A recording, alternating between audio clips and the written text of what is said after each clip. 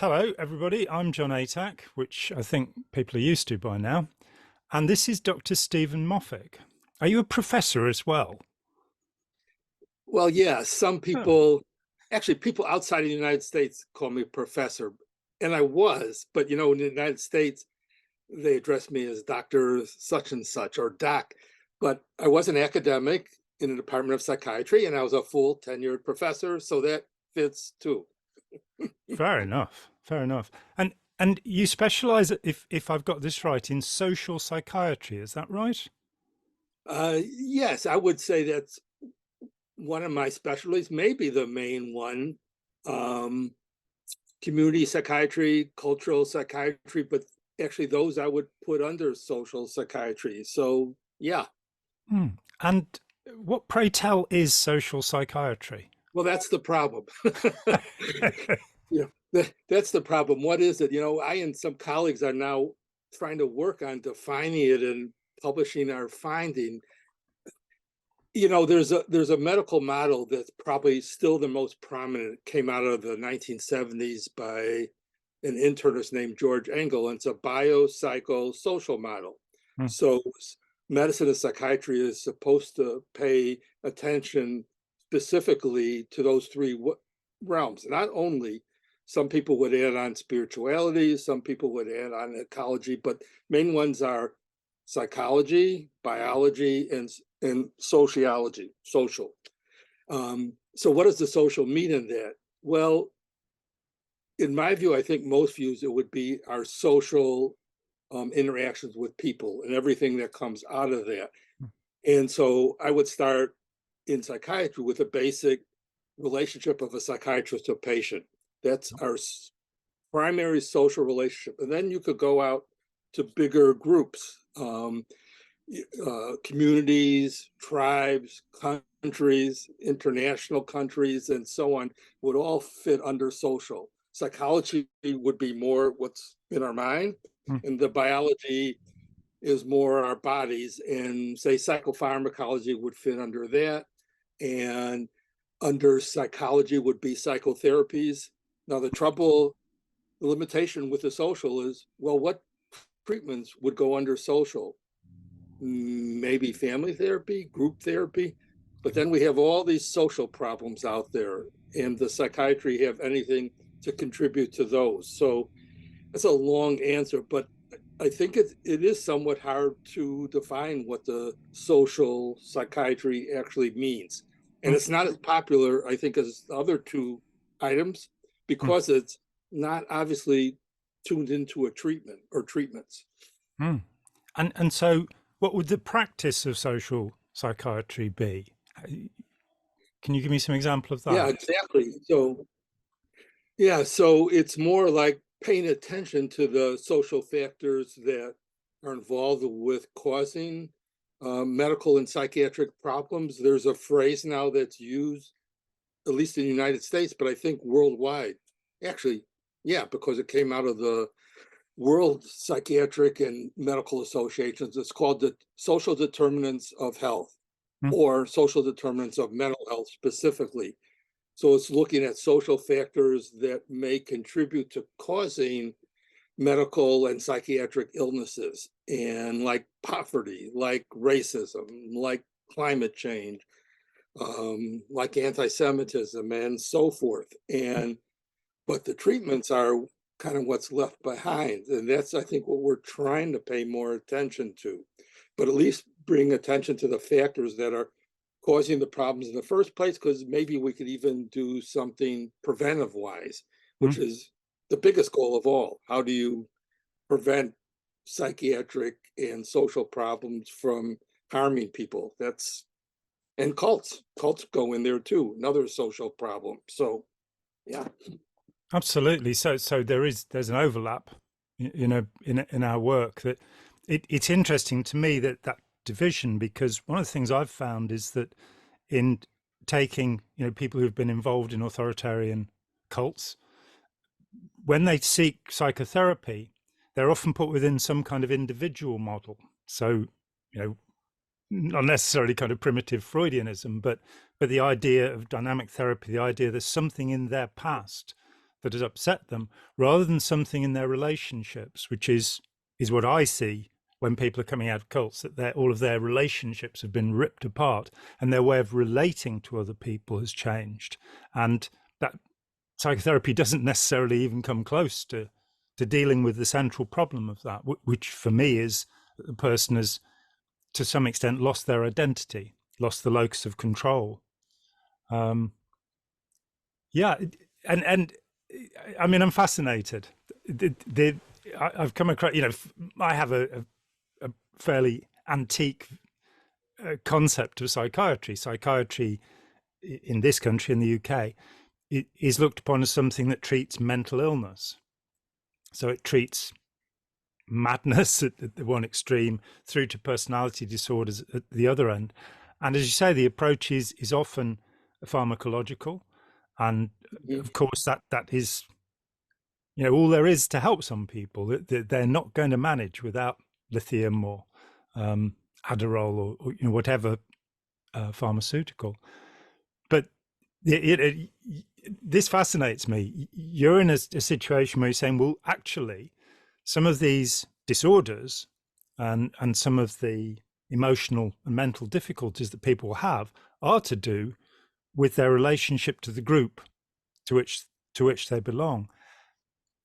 Can you give me any idea of notions of remedy, of situations, that you've seen? And I understand that your practice as a professor has probably largely been teaching, but I think you've also worked with transgender people. I've read something about that. Oh yeah. And Yeah. how does that apply there? Yeah, and I've worked with people who are homosexual in the past when that was a much bigger Oh, social and psychiatric issue. Yeah, you've said so much of importance. I just want to start with a comment about cults, because I think you were right in line with what the omission is on psychiatry side. We've actually not been very interested in cults and cultish thinking over all the years. And maybe it's because of what you just said, that our usual way of approaching things with a Freudian kind of analysis and treatment doesn't work. mm, And so what you're bringing up as a way to deal with it is much more effective, but sort of, where do psychiatrists fit in? There actually used to be an old DSM, Diagnostic and Statistic Manual, that's our classification system. There used to be a diagnosis of identity disorder. yeah. And that was taken out maybe 2, 3, 4 decades ago. Mm, But if that was still there, I think that would have fit. And maybe that would have helped us become more interested and helpful with cults, but we're not.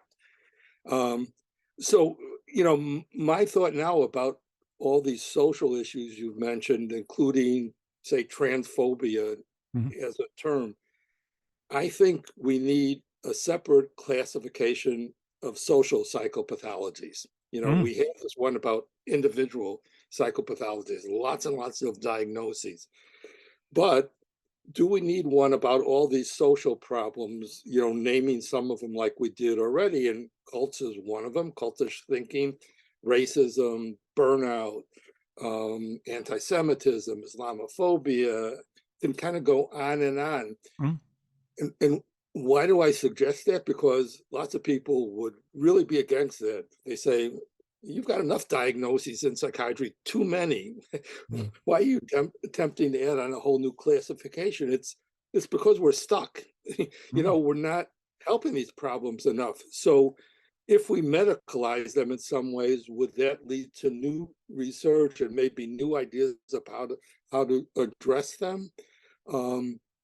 And I'm not sure that's the case, but I do know we're stuck, and that psychiatry hasn't been as concerned with that because we've just mainly paid attention to the individual relationship with the patient and psychopharmacology, which is a problem because it skews our whole model. Some people say now, well, your model is not biopsychosocial anymore. It's bio, mm, because all you do in psychiatry is give medication, and you give it too much, but it's easier and maybe cheaper, although maybe not, but it mm, definitely is easier. And so our whole field has gotten askew. But I'd like to think, we have a promise that we could expand our help outside of the individual patient into society. And it's why, if we get to it, I do these two regular educational things. One's a weekday column on psychiatric views of the daily news, and the other one's a weekly video on psychiatry and society to try to talk about and bring attention to these social issues. So Mm. I may be a Don Quixote in this way, that this is just a fantasy and it's impossible, tilting at windmills, but okay, I'm older now. I could just kind of do what I want and let the chips fall where they may. Yeah. I think some tilting at windmills is a very good idea, personally.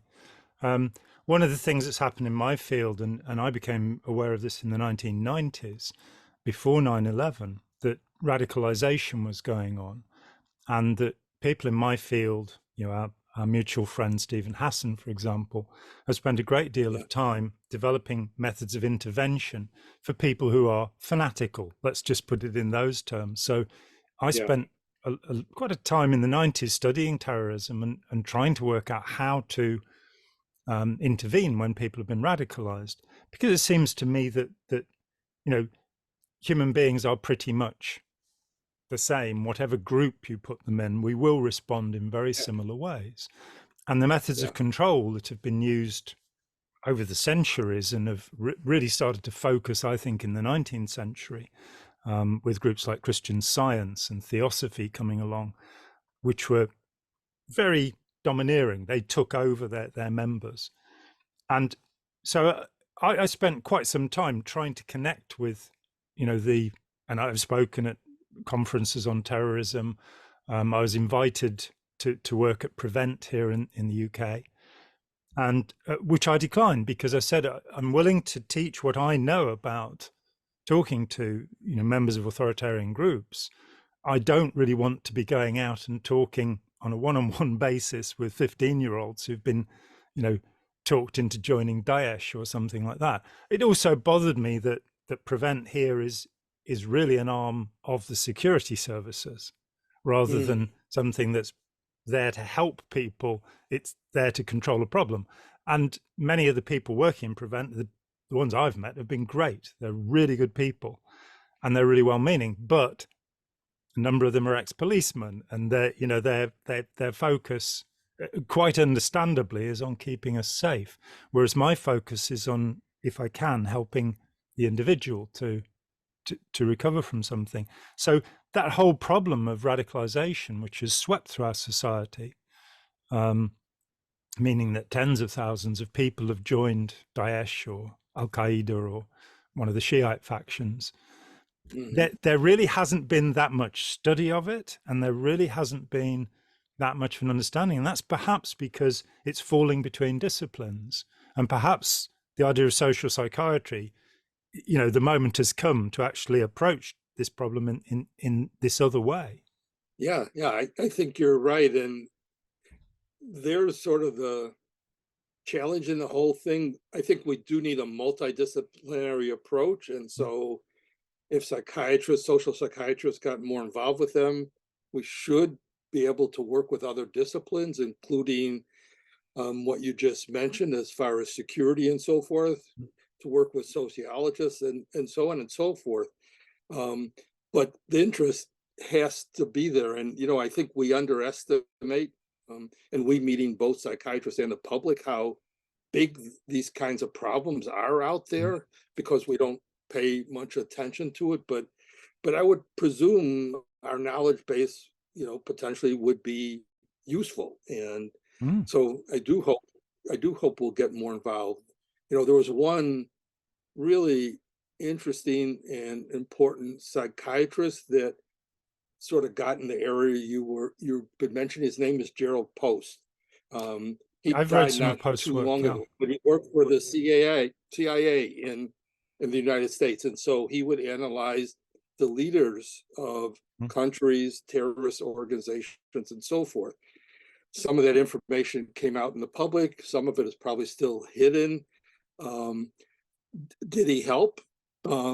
That's also questionable because there's been no public research about what he said and the outcome there. And it also relates to this challenging ethical rule we have in the United States, maybe in Great Britain too. It's The called the Goldwater rule, yeah.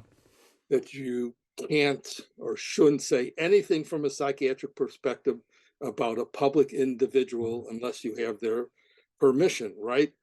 And so he actually was able to break that rule. Why? Because the United States government wanted him to.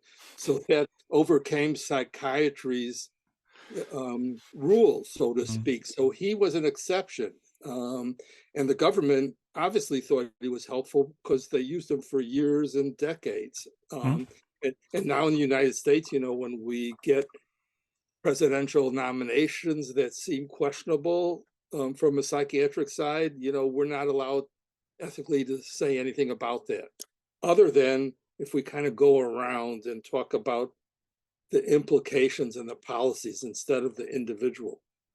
So that's also kept us quiet, that sort of rule. So, it makes us feel, well, we can't say anything useful about individuals who are causing ruckus in society. We can't talk about them. So that's also kept us away. Yeah, I mean, I was on a town hall with Bandy Lee, and Yes.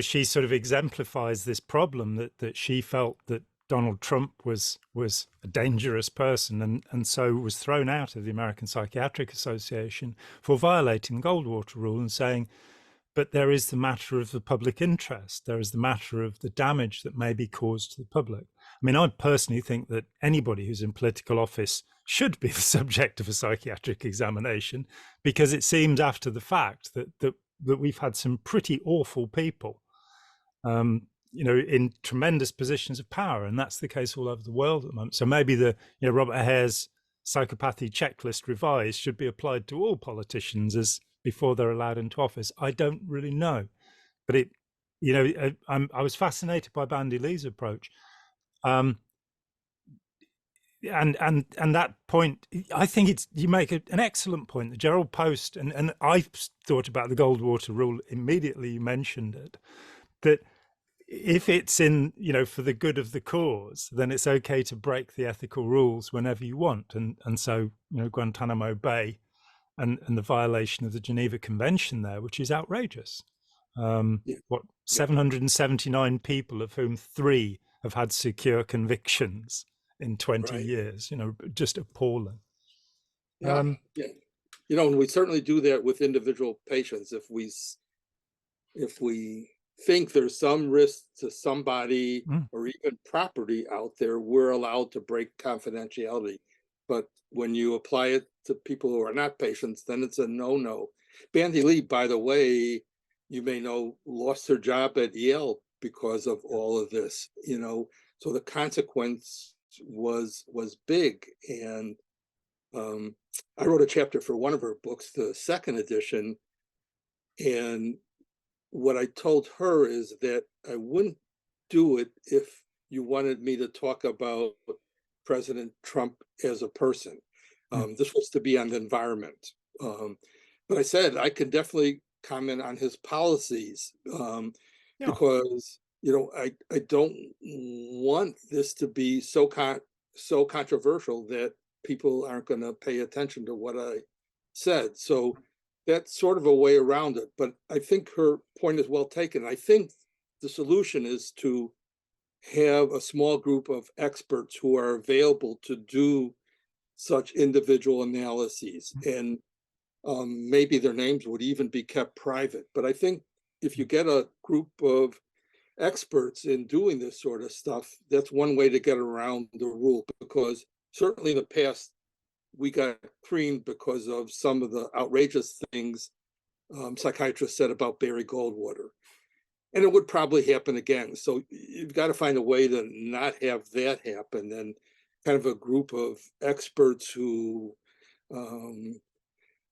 have a reputation for being quite serious and don't make flippant statements. I think potentially that's what we need here, but I don't know if it'll happen. So I mean, it's interesting looking back. Woodrow Wilson, I don't think there's any doubt that he was completely insane at the end of his presidency. Yeah, Ronald Reagan was suffering from dementia. Nixon's own therapist, said he was completely nuts yeah. fundamentally. And I Um, understand the military had decided if he told them to do something bombing wise with mm, nuclear stuff, they weren't going to follow his mm. order. Yeah. Yeah, which is an amazing situation that the button was taken away from him because he was believed to be dangerous. And I actually I had this thought about 20 years ago about writing a book about the American presidents of the 20th century. And then I realized that nobody would want to read it because what I'd say would probably be very disagreeable to everyone. That Yeah. it's pretty hard to admire any of these people. Jimmy Carter, I think, as from the little I know of him, seems to have been an okay guy.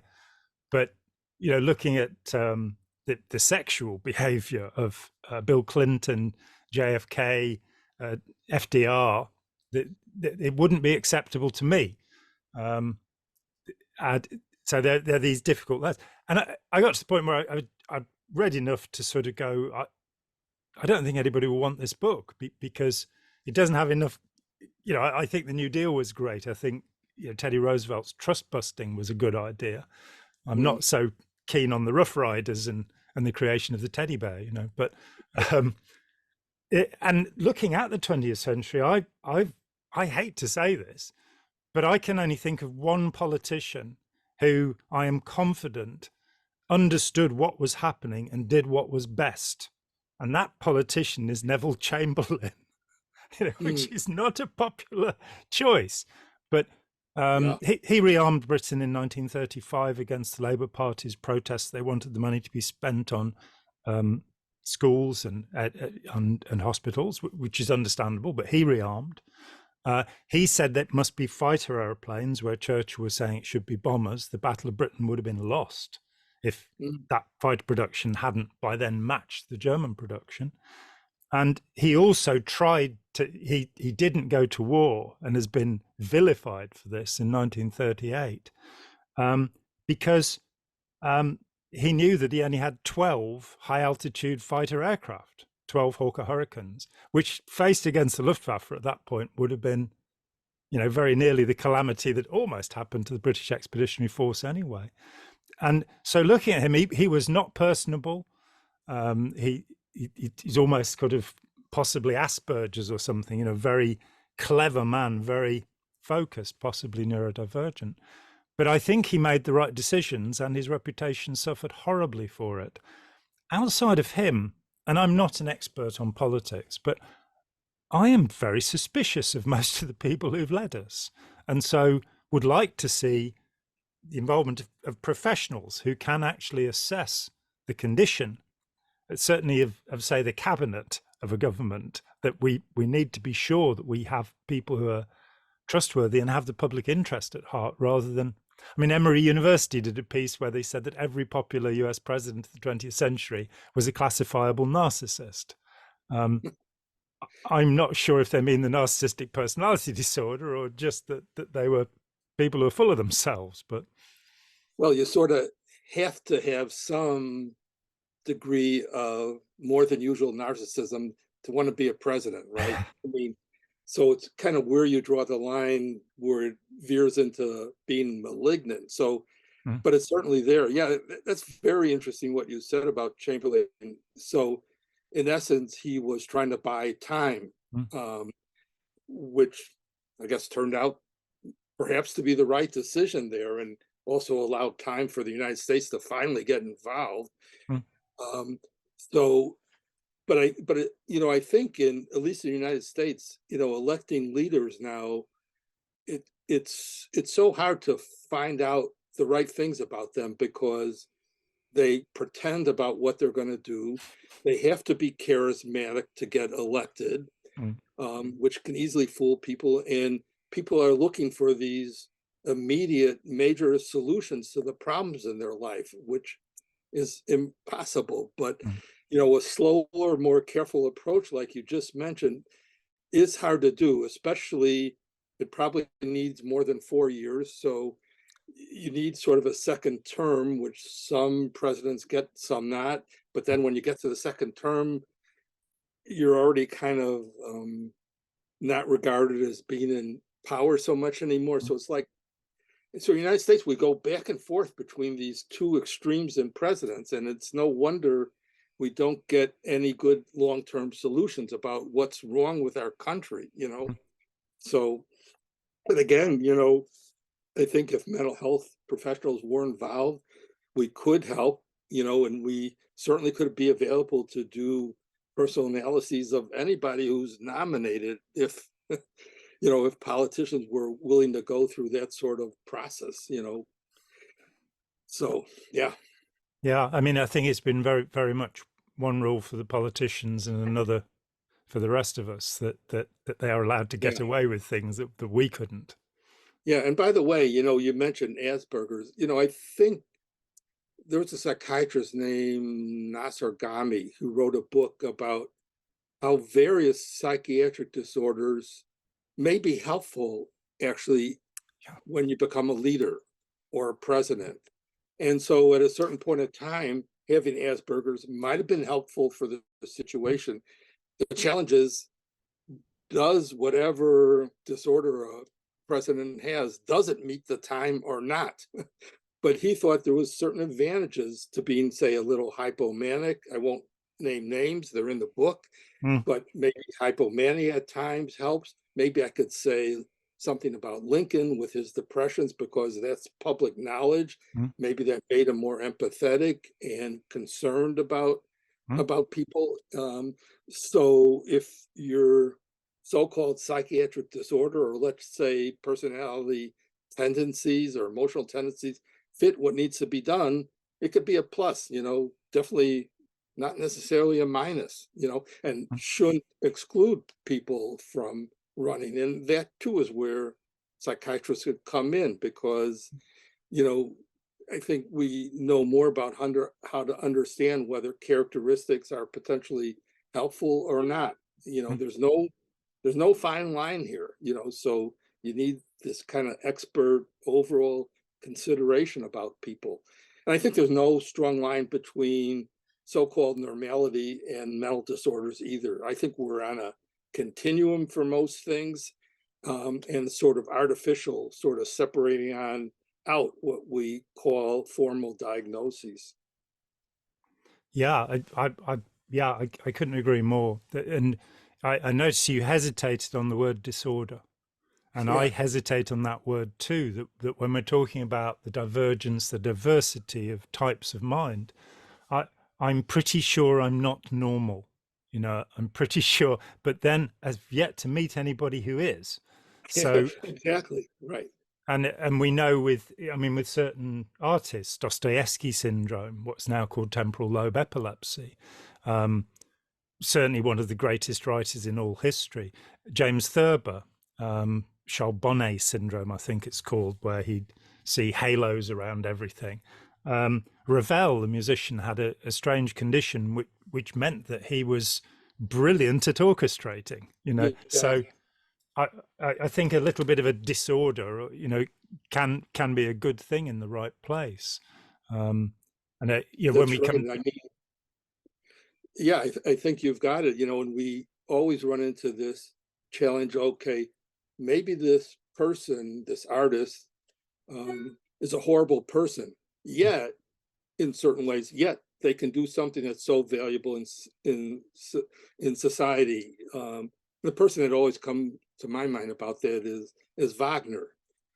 yeah, He was a fervent anti-Semite, right? yeah, But his music for so many people is glorious. And mm, so can you separate those two things out and have him still be of value for what he produced for society, even though in another way he was harmful to society? And that's been true of so many public figures. You know, mm, how do you separate, or should you even separate the person from what they do?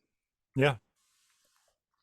How can we tell the dancer from the dance, as Yeats put it? Yeah. And yeah, and in America at the moment, and to some extent here and in Europe, we're seeing the rise of populism, and we're seeing a division, which I think has probably existed in the US from the beginning, from the founding fathers. I don't think it's specifically the dreadful Civil War in the 1860s, but I think that there's been this division that perhaps, saw some part during the Revolutionary War, where you had the Tories who were to be attacked in a particular way, and those of the native groups that aligned themselves with the French and the Americans, and those who aligned themselves with the British. I think all sorts of divisions have brewed, but we now seem to have come to a very simple distinction, which is you're either for Donald Trump or you're against him. And to an outsider, and I'm fascinated by Donald Trump, as soon as he announced that he was going to seek the presidency, I started watching everything I could find about him. Much of it, comments made by his friends.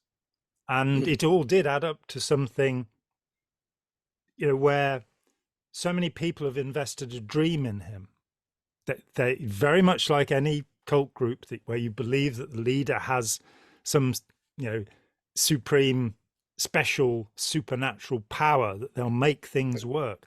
And I think, if we went with Joseph Campbell, we're going back to Sumeria, where the idea of a god investing power into a king and the divine right of kings, that we're still doing that with our leaders. And it's a terrible mistake because they're human. Yeah, exactly. And that probably brings us back to the narcissism you were talking about before, because the leaders in populism convey that they're going to solve these big problems. And what cements people to such leaders is that the narcissism is cemented by the idealization of the people, the public, with the leader. And also part of that is what's called mirroring. So they mirror what he's for. And those bonds get really strong. And so they're so hard to break. And you've used past President Trump as an example. And we can see his followers are still right there, no matter what mistakes were made last time around or whatever. It's just a repetition, because those bonds are just cemented, and you can't break those. Well, this also goes back to cults. You can't break them by just telling somebody he did something wrong, you shouldn't believe him. That's not going to change anything. It's not going to help break those bonds. So those bonds got to be headed off because they cause so much havoc once they're cemented. And when the problems are big, and we live in a global world where you can hear about what's going on everywhere, I think all that lends itself to these narcissistic bonds between certain populations and their leaders. And we have to find ways really to head that off, because once it occurs, it's very hard to change that. I mean, my work the last few years has largely focused on prevention, and this very much the thought, an ounce of prevention is worth probably about a ton of cure. Yeah. Yes. That somebody will take maybe 10 years to recover from occultic involvement, and yet in 10 hours you can teach somebody how to spot the main elements, the approaches, the seduction techniques, and the characteristics of what I call a human predator, people who are, controlling and uncaring. I don't want to get into psychiatric diagnoses, because there's no need. If somebody is mean and unpleasant, they're mean and unpleasant, and there are ways of seeing that and understanding it. So for me, the greatest thing when I can is to get something over to kids who will then go, oh yeah, that's interesting, And there we have a possibility of change. Speaking about kids, there's a role for parents in all of this, because absolutely. Parents don't help their young children to develop their own ways of thinking, then you've already made them vulnerable for the future. So parents have a big role here, and so they also need to be educated. In a strange way, I think psychiatry at its essence is a field that wants to increase people's freedom of mind, because whatever the disorders are and wherever the cutoff point is, what's happening prevents you from having free and open thinking. So I think our field should fit this problem of cult and cultish thinking really well, but I don't think it's conceptualized in that way. Not conceptualized as a way to help people think more openly and personally, and being able to judge things better, and the same emotionally. But this freedom of thought applies to so much of what we're actually really trying to do. It's not a disorder, really. And actually, illness is even a worse word, but I don't think we've come up with the right kind of terminology. So, yeah, and syndrome sounds a little strange as well. And we come to certain fundamental problems that every human being will face. The first of them, evidently, is cognitive dissonance, where you present evidence to people and it just reinforces their belief, which was the first thing that, I spent 7 years after I left Scientology, and my experience in Scientology was mild and not unpleasant, unlike most people.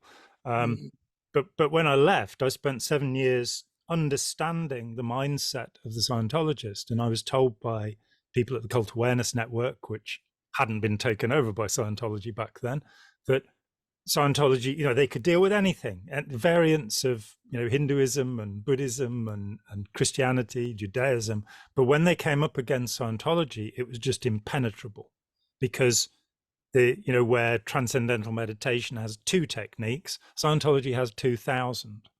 And, in fact, there are even, both Carl Rogers and Fritz Perls congratulated Ron Hubbard publicly on his work and said that people should look at his work. And I think Fritz Perls maybe did look at his work a little too hard myself. yeah. Not a fan. But it took me 7 years to, and I wrote the history of the group, and I sort of co-wrote, I suppose, but worked with Russell Miller, who wrote the wonderful Barefaced Messiah about Ron Hubbard. What a great title that is. So I became, I really had a knowledge base about this group, but it shocked me from the first that when I left and within a few months discovered that Hubbard was a fraud. There's no 2 ways about it. He contradicted himself. It wasn't a matter of anybody else saying he was a liar. He was a liar, and he proved it frequently. And he had all sorts of grandiose solutions and sold people a piece of blue sky, as the title of my book, and a statement that he'd made about what he was going to do to people, sell them memberships and sort of thing. But I couldn't understand why it was that I could show absolutely concrete evidence to somebody, from his own writings, and they'd still find an excuse. So, for example, he claimed in one place at the end of World War II, he was crippled and blinded with injured optic nerves and physical injuries. And he uses the word physical. I don't know what other kind of injuries there are. He's crippled and blinded. And then elsewhere, he claims that was at the end of World War II. 3 weeks before the end of World War II, July 25th, he was down in Hollywood and beat up 3 petty officers. And so you show that to I showed this to a Scientologist way back, and she said, "Oh, that's easy. He had 2 bodies." So there'll be some mad justification. She then told me that when I said he didn't see combat in World War II, she said, "Oh, yes, he did." And I said, "How do you know?" She said, "I served with him in my last lifetime." Your last lifetime, right. Pretty hard to deal with. And then you have this thing that William James points to, noesis, this idea of certainty, feelings of knowing, and with which we engage so easily, that we're so sure. So dealing with people on both sides of the Democrat-Republican divide, I find that they're all very certain. And I, as an outsider completely, I look at the Democrats and Republicans and go, whoa, there needs to be some cleaning of house here. There needs to be, it should not be a situation where the rich are determining who the poor can vote for. That is so wrong. The idea that it takes $1 billion to make a president, and the division that gives. But if I feel that if we could teach kids about certainty and how we believe we know, how we convince ourselves of things, and teach the scientific methods so that, and logical, rhetoric, as it used to be called back in the old days, the ability to analyze, to evaluate and articulate ideas, that if we bring these things back, that we could make a significant change to our society. And if we teach principles of psychology which are not being taught, although cognitive dissonance is said to be the most tested hypothesis in psychology with thousands of experiments backing it up, it's still not being taught as part of a high school education. Yeah, absolutely. Yeah, I was just talking to one of my social psychiatrist colleagues about we need to make inroads into school education too, just in the way you said. I would probably also turn to the other side of the coin you just mentioned. First of all, confirmation bias is another term that fits. But when you talk about certainty, like you're saying, you're trying to establish the facts, which is hard to do nowadays because in political terms, there's alternative facts. And so, what are the real facts? Obviously, that came up with the beginning of President Trump's term. But the other side of the coin is uncertainty. And uncertainty is more emotional. And it's very disconcerting for people because you don't know what's going to happen, right? So you want the uncertainty. It's hard to live and sit with uncertainty. And now we've just gone through a pandemic time where hardly anything about that seems certain. And no wonder people got so frightened and divisive and so on. And everything is shared, online, some facts, some alternative facts. And so how do people get feeling more uncertain, or the other side of the coin, more comfortable with uncertainty? I think sort of both need to be addressed for that to work. But it is a very important goal. And the way to help with uncertainty is to try to reframe it as a good situation, because we can learn more when we're uncertain, and that's a potential good. If everything is certain, then we don't have to learn anything anymore, and everything's fine. And it's obviously not. So. Yeah, I think it's such a vital point that, if we look back to how Hitler got into power, that it's through uncertainty, it's through the people coming to a state of anxiety and panic because they don't know what's happening. And man comes along and exudes certainty and greatness. Yeah. And solving all the economic problems there. Yeah. And it's happened so many times in history. I was watching a thing about Beethoven's Fifth, I think it is, where it's originally written for Napoleon. And because of the great liberator, and then he finds out what Napoleon's doing and scratches Napoleon's name off the cover sheet. And Napoleon's a kind of very different kettle of fish from Hitler. I can't think for a minute that Hitler was very intelligent.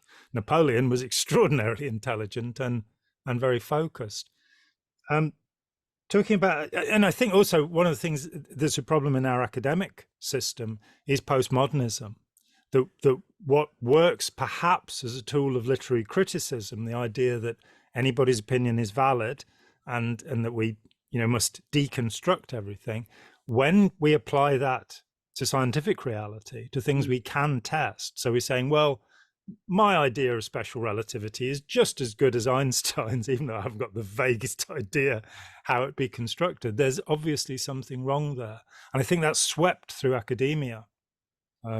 Perhaps, with the collapse of Marxism in academia, there's been this new Derrida and this new truth, which I find tremendously alarming.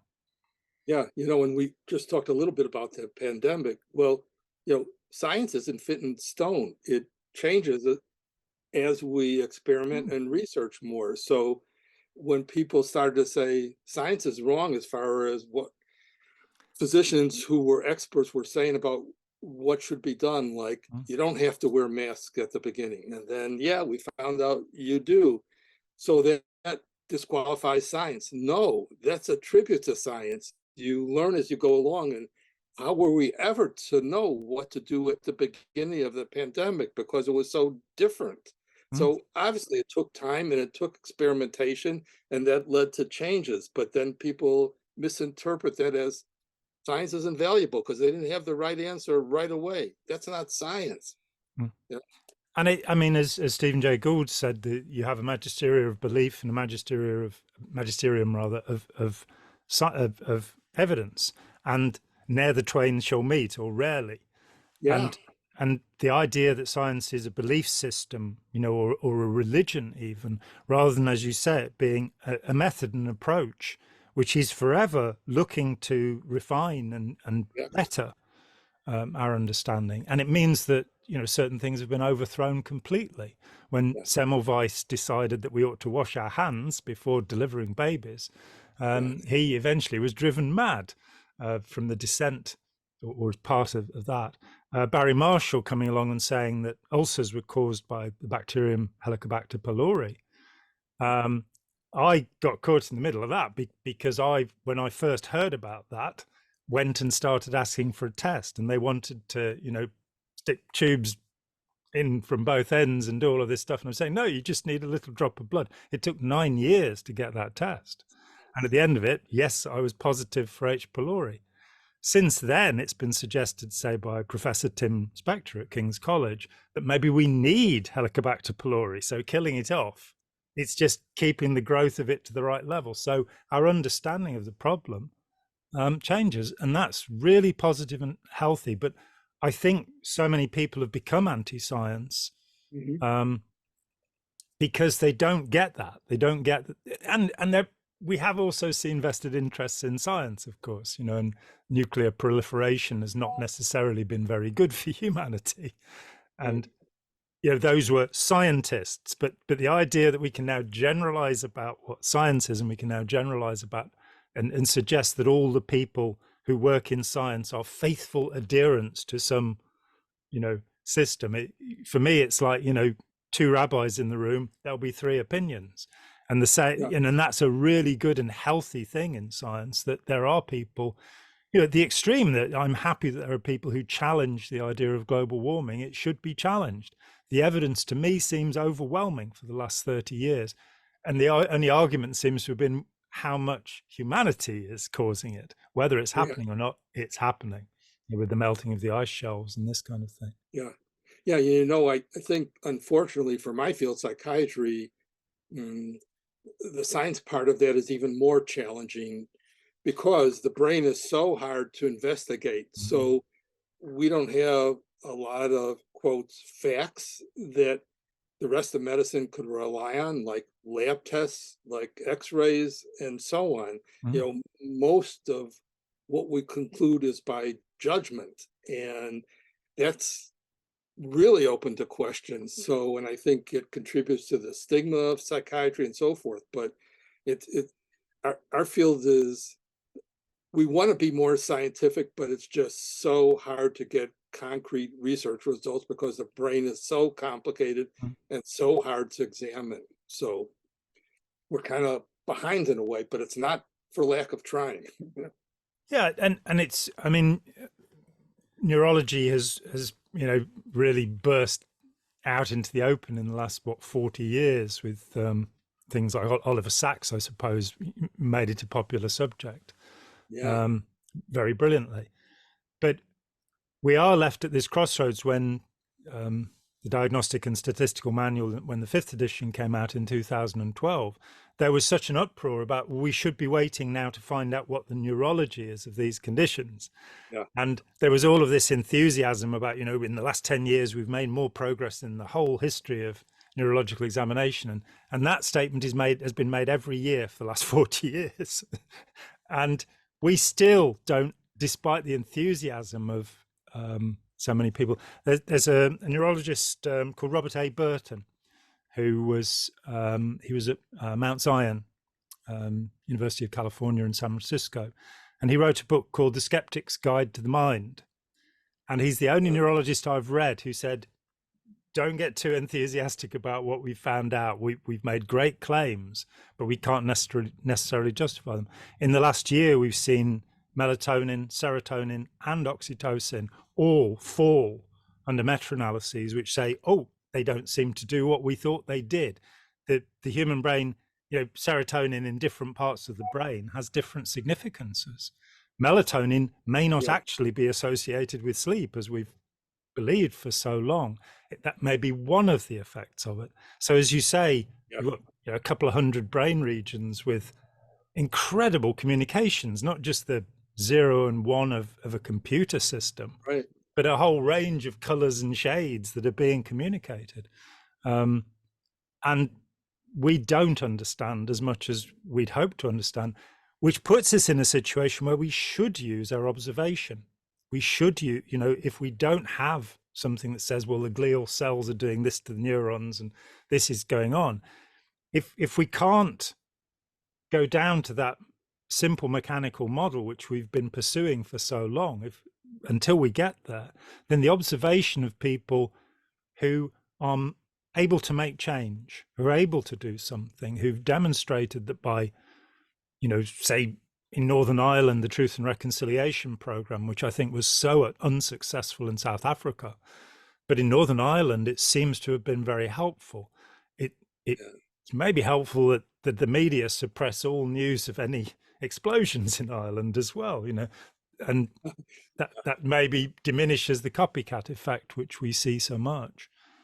But so looking at the interventions and the ways of approaching people that have been useful, I think there's something really exciting in the work that you've been doing, which is that we are now at a sort of a crossroads where we need to understand society more deeply. We need to understand that by bringing together people of very different dispositions, neurologically different, that we can make teams that function extraordinarily well, as the computer companies showed in the 70s and 80s with IBM, Data General, and Apple. All when you read about the eccentricity of the people who were involved in that and how that worked. Tracy Kidder's book, The Soul of a New Machine, which is actually about Data General, is a brilliant, he just sat in for a year, embedded for a year, and wrote this book about these eccentric people they weren't going to work on a 9 to 5. They weren't going to produce things, as a routine thing. The thing I particularly remember was somebody coming in one morning, and one of the desks, there was a note on, and it said, "Gone to the desert. Don't know when I'll be back." Yeah, probably to meditate and think about things. That in some reality even fits psychiatrists, right? Before we were so bio. Most people thought psychiatrists were a little crazy, and we were. I remember somebody telling me early in my career, well, and I don't know if this is true, but they said it, well, you're the only normal psychiatrist I ever met. And I didn't know if that was a compliment or not, actually, because it's the eccentricities of psychiatrists that have helped our work, the empathy we have for other people, because we know we're a little abnormal in our own development and beliefs. And so we fit right in with that whole idea that, we have this spectrum of abilities, and it's not a bad thing. We just have to control our own narcissism, because obviously we psychiatrists don't have all the answers. So we have to work with people of other expertise, especially about these larger social issues. And the threats to humanity are getting bigger and bigger, right? I mean, we not only have nuclear war, but now we have artificial intelligence, we have climate change, we have toxins. I mean, there's so many risks to humanity out there now with large potential effects on health. And so we ignore them at our own peril as a race. Yeah, and in our polarized world, I've watched the war in Ukraine with horror.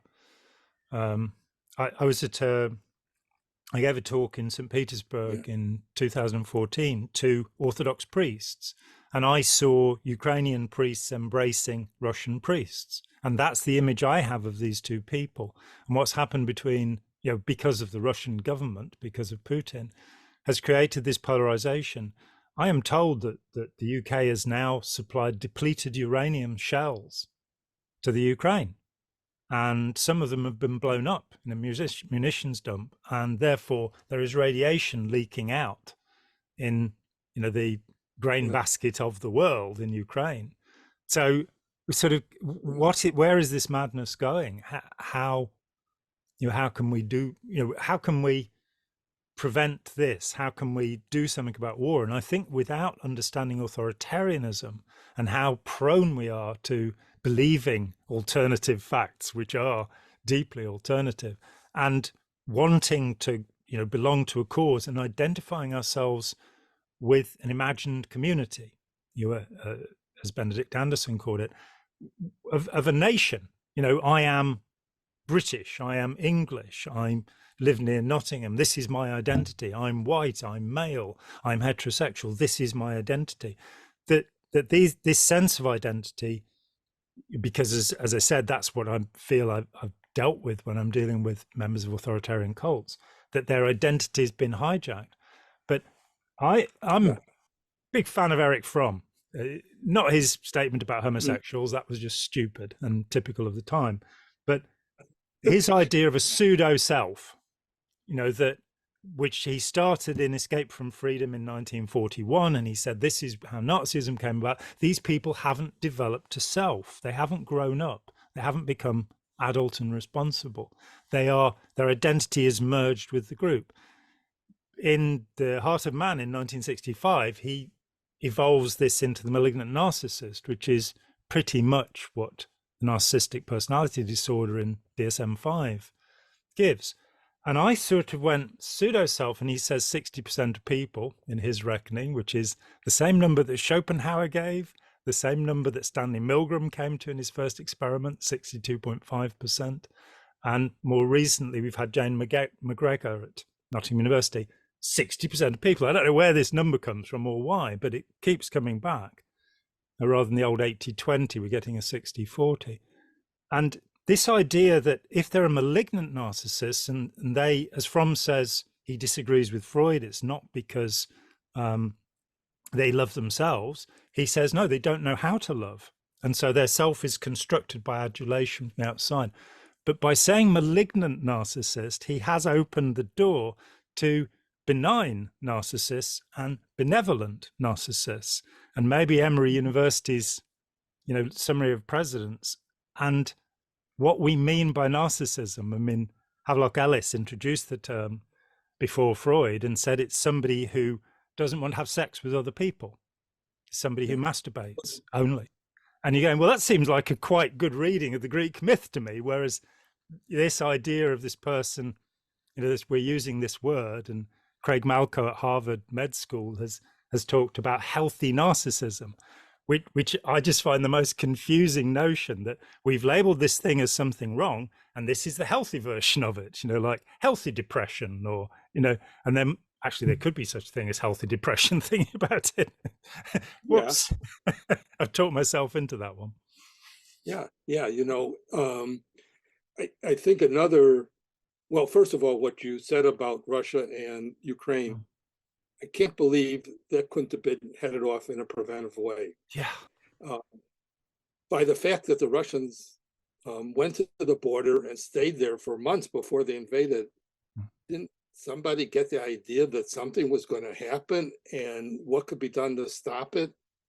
I think, Gerald Post, who we talked about before, did his own analysis about Putin. And I think if he's still alive, would have really pushed for intervention before anything happened, knowing that Putin was relaying what he was going to do out in front. But there's another term and characteristic that I think is really important to add on to narcissism, because when it happens, it makes things really more dangerous, and that's sociopathy. Yes. And so, you talked about narcissism and undue narcissism being so common. Well, so is sociopathy. And when you combine sociopathy, which is having your own personal moral standards and you don't care what happens to other people, combine that with narcissism, and then you've got big danger. I worked in a prison part-time at the end of my career, and fair amount of sociopaths in there, but they were really overdiagnosed. It was almost an excuse to say, oh, they're a criminal, so they have to be a sociopath. Well, not really. Lots of them had this horrible traumatic background. And I'm talking even more specifically about young Black males. Horrible traumatic background. And if you understood that, you could actually help them. If you use the term sociopathy, then you're saying they're hopeless. But the important social thing I'm getting at is there's been research about sociopathy in general society outside of prisons. And it's way more present in general society, especially leadership in corporations. And so these people in society are doing things, that break normative moral behavior and concern about other people. So no wonder the oil companies won't give up their use of fossil fuels. The leaders are only concerned about making money. They don't care what happens out of that. And so sociopathy is rampant in society, much more than in prisons per se. So, but again, the biggest reason when sociopathy and undue malignant narcissism is combined in a leader, then you've got the worst kind of situation, psychologically speaking. Yeah, we come to the dark triad. Dark triad, exactly. And yeah, I think that I'm just digesting that a little bit. I think that again leads towards a social psychiatry, because I think what we can agree on is that nurture is extraordinarily significant. I don't know if you know James Fallon's work. He's discovered as a neurologist that he had the thinning of the paralimbic connection that is associated with psychopathy, and he had the 3 alleles that are associated with it. And his mum then told him that on his father's side, there were 7 murderers in history, and he's a man who'd believed into his 50s that everything is genetic. That's all there is to it.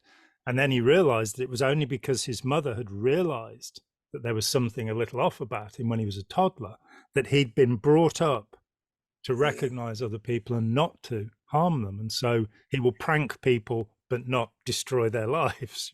Yeah, it's great. That's great. Yeah.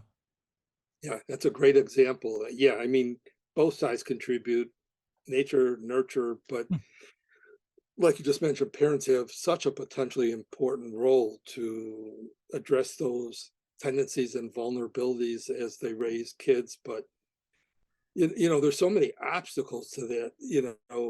In the United States, where it's so common for both parents to be working. Yeah. I'm not talking about sexism and feminism here. I'm talking about 2 parents being gone from raising their children, and no wonder they end up having. No wonder our symptoms of mental illness are rising and rising, because the parents aren't there. It's not that they're not well-meaning, or maybe not that they even don't know what to do. They're just not there enough.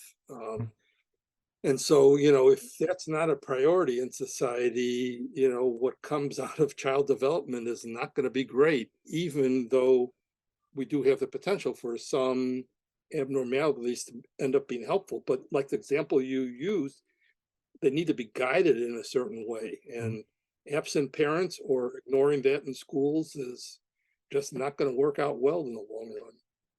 Yeah, for sure. And it comes down to, in simplistic terms, not even simple terms, that we can be antisocial, we can be pro-social, and we can be asocial.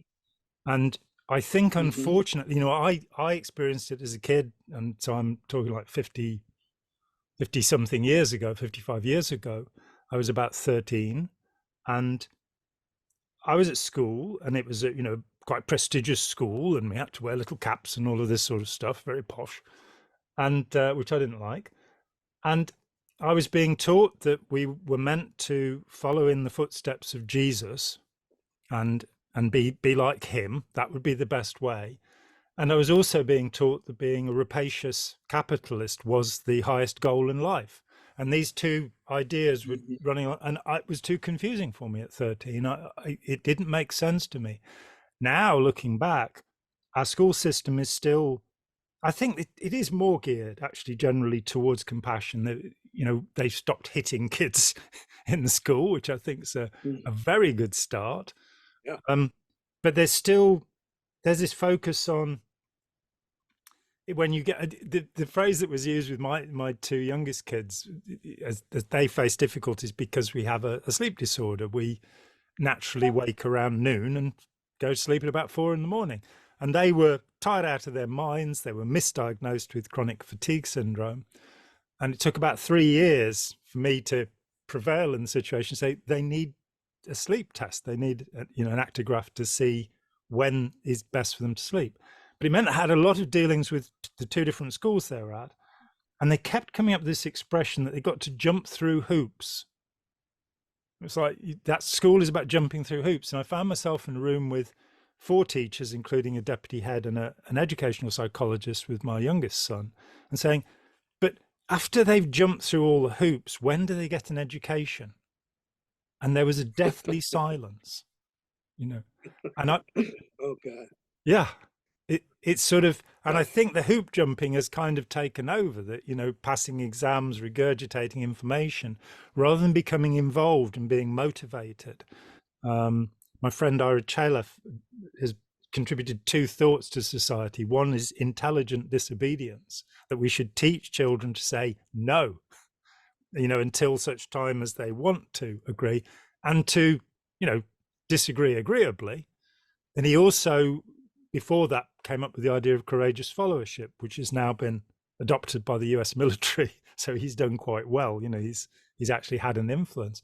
This idea that we shouldn't just submit to leaders, that we should have courage and be able to put forward our point of view, and realize that many leaders really do mean well, but absolute power corrupts absolutely. It's Generally, yeah. sad. So these sort of elements, which, yeah, I mean, remind me when my oldest boy was about 7 years old, he had a friend over to play, and this friend broke one of our bathroom mirrors deliberately. And the backstory was fundamentally both of his parents worked, they worked long hours. He barely ever saw them. And he was passed from one cheap foreign au pair to another. So he'd have somebody looking after him who didn't speak very good English. And unfortunately, he was not acquiring their language.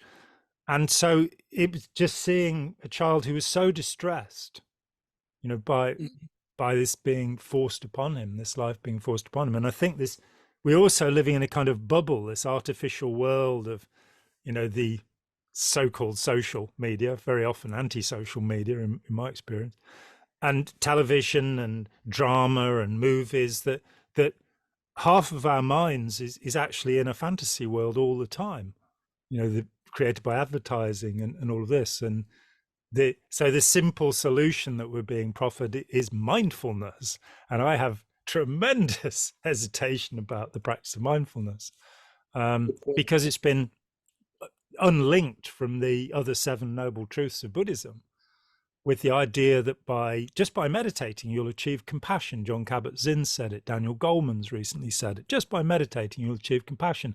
I'm kind of going from the Meiji Restoration in Japan in 1868 or whatever, through to the end of World War II. The Japanese military meditated every day. They also performed the Nanjing massacre, which killed 3 times more people than Hiroshima. Yeah.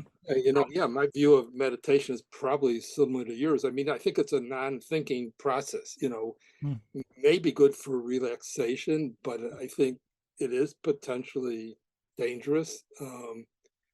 And as far as intelligence goes, and we're talking about social issues, we now know there's all different kinds of intelligence that have to be developed.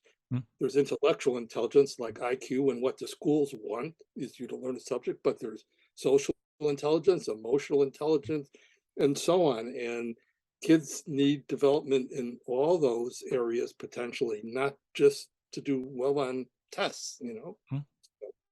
And to be helped to create an individual self, a person who Yes. they are. You know, at the other end of that, with people coming out of an authoritarian cult, you know, one of the commonplaces is the thing, you go to a restaurant with them and they look at the menu and say, what would I like? Yeah. You know, And because the their other own thing with, identity has been. absolutely, I think that's really important what you're saying. I would probably only add on to it. We have to also find ways to develop as part of our identity, kind of a global identity, you know, that we're citizens of the world, and that should Yes. be part of our identity. And so it goes beyond our own personal identity and our location and our identification with that, but also to the world, because if we don't, you know, then we're not so concerned about other people, Mm. really, even if we have our own identity. So, you know, the identity, I think, has to be broadened, especially, you know, in our global world. And yeah, meditation's an escape. Going on the internet is an escape. I mean, we got so many of these escape processes going on that prevents developing our own particular identity now that you've brought up. But yeah, it's so important in a preventive way, let alone a intervention way. Mm. I mean, Charlie Chaplin and Einstein, I think both said that they consider themselves to be patriots of the whole world. Yeah, And yeah. you know, it deeply concerns me that the you know, I belong to this group, you belong to, you know, I've talked with a fair amount of I think they're calling the hard right now. It used to be the alt right, but people who are right wing, with libertarians, with sovereign citizens. You know, it fascinates me that these things develop. But for But you know, me, it happens with liberals too. absolutely it does. You Yeah. know, I've got an interesting example. Editing, helping to edit as a lead editor, a book on Eastern religions, spirituality, and psychiatry. It's sort of the fourth in a series. And uh, I was told by a colleague, um, you can't take responsibility for this because you're Western, you know, so you can't know about Eastern things. I said, well, maybe that's true, but I can learn about them, certainly with your help, and we can learn from each other, you know, and this person was quite on the liberal political side, but it's like, does it take one to know one? Well, maybe that helps, but also if you're from the Eastern Asian countries, there's so many differences there. So you can't say just because you're a so-called Easterner that you know Eastern traditions. Um, but if you're interested and want to learn about them, well, again, this is something we should be doing together, not saying only these people can know their own culture and others can't.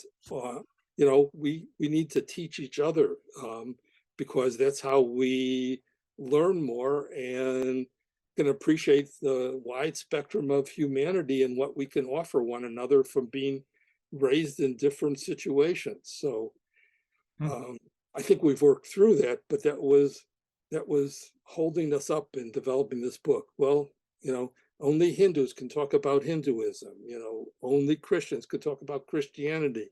I said it's not true. I'm going to admit my ignorance, but by my ignorance, maybe I could point out something useful, you know, Mm. from as an outsider. So Yeah, and as you say, the liberal perspective has given us the cancel culture, yes, um, yes, the idea that we shouldn't, you know, and I'm a big fan of John Stuart Mill's On Liberty. That's one of the foundational tracts for me, where he says, you know, when an idiot tells you something for the second time, you should still listen to every word, just in case yeah, you're wrong. yeah, yeah, You know, my friend Alan Shefflin, he began his work on undue influence and how cults affect people because in 1963 while at college he went to a talk by George Lincoln Rockwell, the head of the American Nazi Party, and that's what stimulated him to stand up against it. But mm, he was willing to hear Rockwell out. And it's almost a kind of fear of malicious animal magnetism, that if you listen to the ideas ideas that oppose yourself, you'll somehow magically be transformed. I've never had that problem, you know. Yeah, I don't think so. And we get to cultural appropriation. It's sort of, the other week I went with my wife and had a curry in Nottingham, and you sort of, I'm sat there and going, well, the people in this restaurant come from the Indian subcontinent, and let's look at what's in this food. Well, the heat in it comes from chilies, and they come from Mexico. So is that cultural appropriation? Should Indian people be allowed to use chilies? Where are we going in terms of where the origins of culture are, and whether we can understand anything to be understood should be described by somebody who's involved in it and by somebody who's not involved in it. Both of those poles are very important, because, having been myself in the Buddhist community for a year as a teenager, a Soto Zen sect, I find that helped me tremendously to understand the world from a different perspective to the Christian Western scientific perspective that I grew up in. Ultimately, it's something, it stayed with me for about 40 years. And then in my 50s, I kind of went, don't really need this anymore. I've learned so much from so many places, from so many belief systems. I'm very interested in the Sufi ideas, very interested in the mystics of all sorts of places. Read a lot of Joseph Campbell and Mircea Eliade and all of this kind of stuff to try and understand how this thinking goes together. And in the end, I think there's a point where you become yourself. You kind of go, yeah, that makes sense to me. And I find that I am hopefully less arrogant than I was. Hopefully we work towards it, because I understand that the solution isn't something, spiritually, the solution isn't something that can be given to me from the outside. It's something I have to seek and find. And it's left me agnostic, and very contented with my life. I'm a kind of Epicurean stoic in the mode of Epictetus, or more so Zhang Tzu. And I think, this goes back to something that you said before, which is our compassion for the world. I think one of the problems is this terrible sense of being individual, of wanting to persist forever, of being a soul, a spiritual being, and not sort of seeing ourselves as threads in a tapestry, and hopefully golden threads if we do a good job of it, and understanding that we're part of a continuum that is humanity, rather than this kind of egotistical, persistence of the self, this idea. That's how I feel about it. I know we get into contentious. It's a beautiful way of putting it, and I think I may plagiarize it. Go ahead. I plagiarized it, so you can.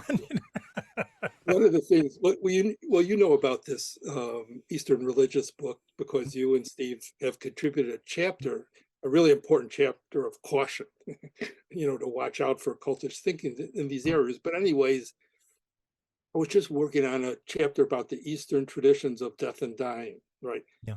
Which I don't know much about, so it's another one of my curiosities. But, I'm coming across all of these varieties of beliefs of what happens in an afterlife. And they're much broader and much more enticing than the Jewish view of the afterlife, which is about nothing almost. And but I think what's good about Judaism and other religions have the same emphasis. They emphasize what you do in this life. That's what's important. And it fits exactly what you were saying. We're part of a thread, and we want to make human life better. And if we didn't have an end of life, maybe we wouldn't care about that so much. So I don't know what the afterlife is going to be. In some ways, I would like it to be more like one of these Eastern perceptions of afterlife, but who knows? But as long as it isn't like Disney World. Changed my view that doing good things in this life is the most important thing for me right now. And so many mystics end up with this concept of the eternal now. And Alan Watts, who I think was a little bit disreputable personally, but he comes to this finally. There's the eternal now. Joseph Campbell comes to it, And Yeah. I think that's, oh, well, that's now. That's not worrying about what's going to happen. You know, have no thought for the morrow, as Jesus put it. It's being here now. Yeah. And I don't want to be selling any books for Ram Dass either, you know, at this point. That's right. But That's safe. Yes, exactly. Yeah. but and it is enough. It is fulfilling. If one isn't in pain or you know, desolate despair. That, I mean, for me, just my mum used to, you know, when she was down, she'd say, "And only man is vile," you know, and I'd point out that male tigers will actually eat their young, so it's not just us. Yes. But when I look at the things that human beings have achieved, the, you know, the great cathedrals or brilliant paintings or movies or great poetry or literature, I am aghast. I am in a state of wonder. You know, what a joy to be alive and to have access to all of this brilliance, as well as the natural world. You know, what a time to be alive. Yeah. And this feeling of awe that you just mentioned is good for people. We shouldn't lose that. It helps us emotionally to feel in awe. The trick of all that is we humans seemingly are terrific with developing technical things like buildings, like the internet.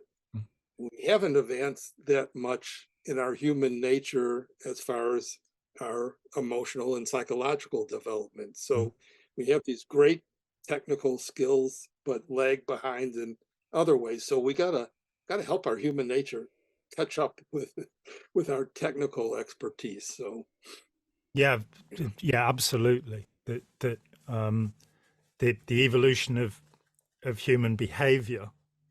You know, yes, we are still not great at how we deal with one another. exactly.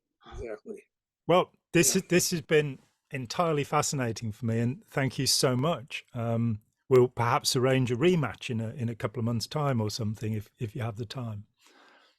yeah. Thank you. It's been wonderful for me too, and I got to thank you again for your contributions to this series of books about psychiatry and religion, and of course the work you do in one of the areas we talked about, cults and so forth. I've learned so much from you and the other Steve, and you know, it's helped me to understand things I didn't understand so well. So appreciate you, and I've enjoyed our discussion a lot.